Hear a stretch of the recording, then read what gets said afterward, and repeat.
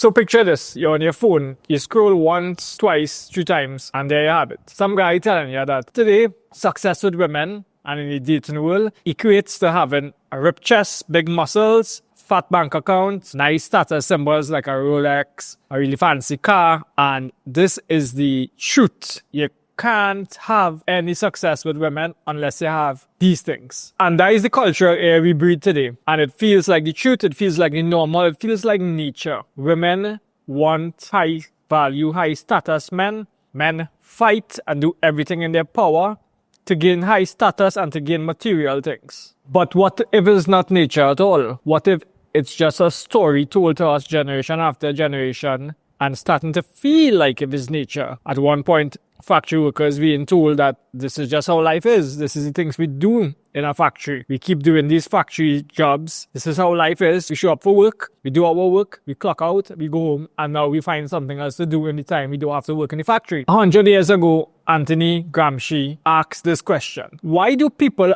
accept systems that don't serve them? You see, Karl Marx, who Antonio Gramsci is referencing and writing about, Karl Marx thought that people will stop showing up for work and they will have a revolution. But people didn't. They kept showing up, working, sweating, enduring hard conditions, and erasing kids in poverty, and just accepting their lot in life. And Gramsci's answer to this is that culture does what force can't. The ruling group in the culture sets the tone for the rest of groups to accept and to endure as the truth. Because once culture becomes common sense, it's hard to question it. Just like hurricanes, earthquakes, people just accept these things as natural nature and the natural way things are. You just have to accept it and move on. You can't complain about nature. Fast forward to 100 years in today's world, the rulers aren't kings and queens setting the culture, making, being the bourgeoisie and then making the small bourgeoisie and the working class.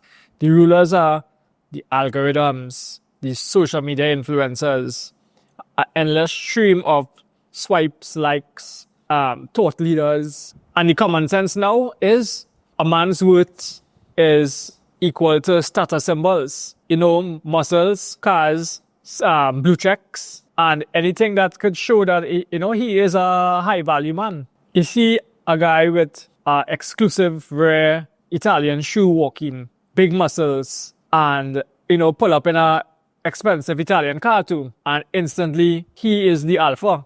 Even if you don't accept it, lots of people might. And here's the twist. Just because something feels like nature doesn't mean it is. It's just that people have been trained to accept certain things as being nature. So statusmaxing is today's equivalent of work hard in the factory and you'll be free. It stabilizes the system, keeps men grinding, and delays the revolt. I mean, if you actually win the lottery, 6-figure income, millions in the bank, gym body, the system looks fine, it works fine for you. But for the average guy, it's a trap.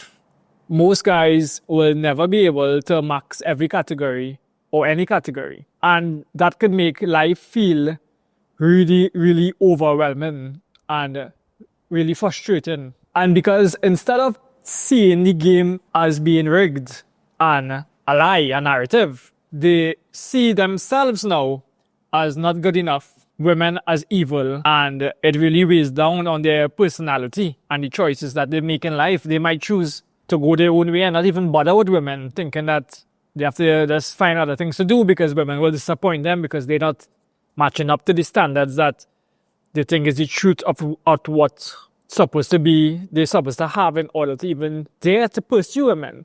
Or they could just double down and say, more hustle, work harder, work smarter, keep grinding and hustling to try to exploit the very system that think it's going to hold them down. You just have to rise about the system now. You just have to aim for high status max. It could seem like status maxing is just run on autopilot, but who actually benefits from keeping this script alive? First, capitalism. That is a marketer's dream when your self-esteem tied to material stuff and tied to stuff that you could purchase. Expensive cars, expensive clothes, gym memberships, supplements, steroids, more material to consume, to look at these stuff to decide what is the type of luxury car that you want. Whole industries behind showcasing luxury cars and luxury shoes and stuff like that. The system doesn't even need like a conspiracy.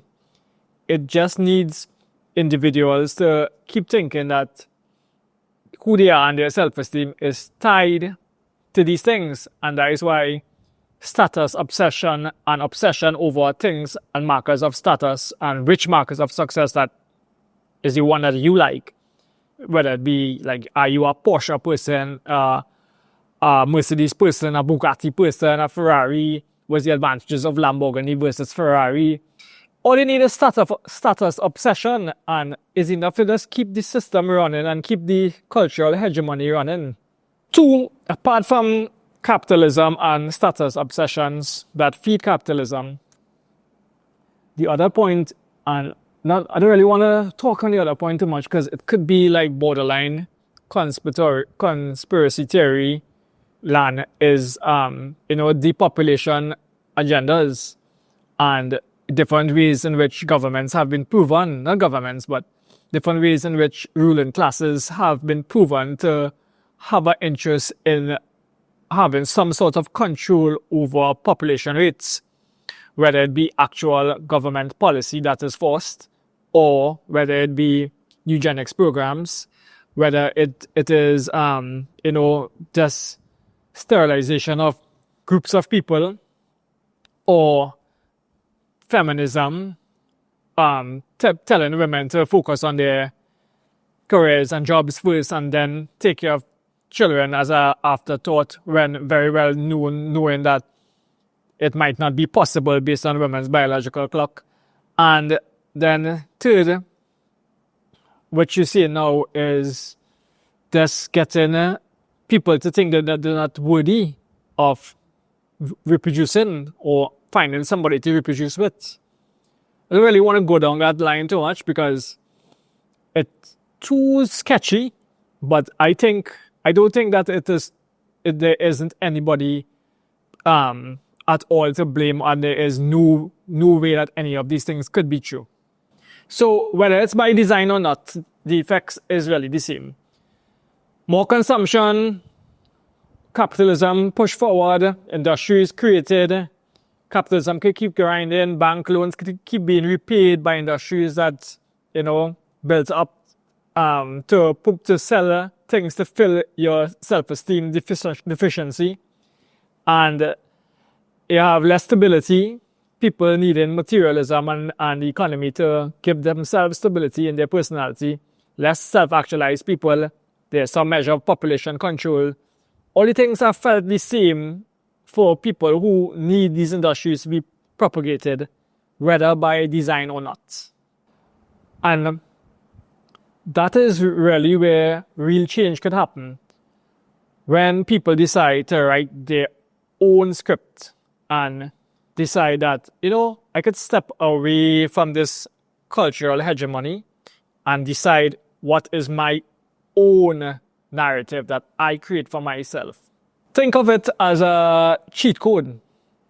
You can decide to move like the same person culture reveres, even if you don't have the status symbols.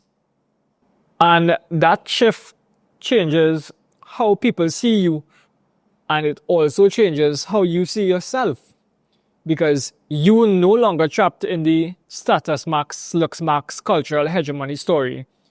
You creating your own hegemony. So that is the challenge.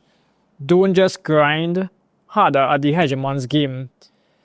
Start writing your own hegemon. And there are a few counterculture hegemonies. Some of them are being infiltrated by the same cultural narratives. There are different religions that's supposed to be, counter materialism, that has a lot of materialism and regular capitalism being injected to them right now. But there are still some pure form religion that are more orthodox. But there's also the game, which is men choosing to act as though they have everything, and learning to learn the skills and the charisma tricks and the techniques that make them appear to have all the status symbols and all the cultural narrative things to tell you. Only when they have these things they can act this way. And that is exactly what pickup artistry was in the early 1990s. It was learning to act and to demonstrate billionaire energy. It was from a group of guys who were guys older in life in their 40s that understood billionaire energy because they witnessed a lot of billionaire energies and started to talk about it in weird esoteric forums. And that eventually gave rise to All Seduction Fast, which was everyone in the group, couple of thousand people, start from 100, couple of hundred people, discussing ideas of making a new hegemony. And the new hegemony is learning how to have charisma and body language that is attractive, even though you don't feel like you should display it, learning to display it anyway. And that shift in mindset could lead to some sort of true freedom, where you think for yourself that you're no longer bound by any external validation or any external forces telling you when and if you could act like this. You choose to act like this for yourself. So the ultimate goal is to really free yourself from societal expectations and live in that self-contained path where you determine your own destiny and you determine if you are up to the challenge to learn new things, to indoctrinate yourself with new inner game ideas. And if in indoctrinating yourself with the inner game ideas, you then want to learn the external game ideas. Chapter 1 to 9 in this book is inner game ideas, and then chapters 9 to 45 out of 48 is external game ideas and ways in which you could demonstrate and become somebody that doesn't need external validation to live a life of their dreams.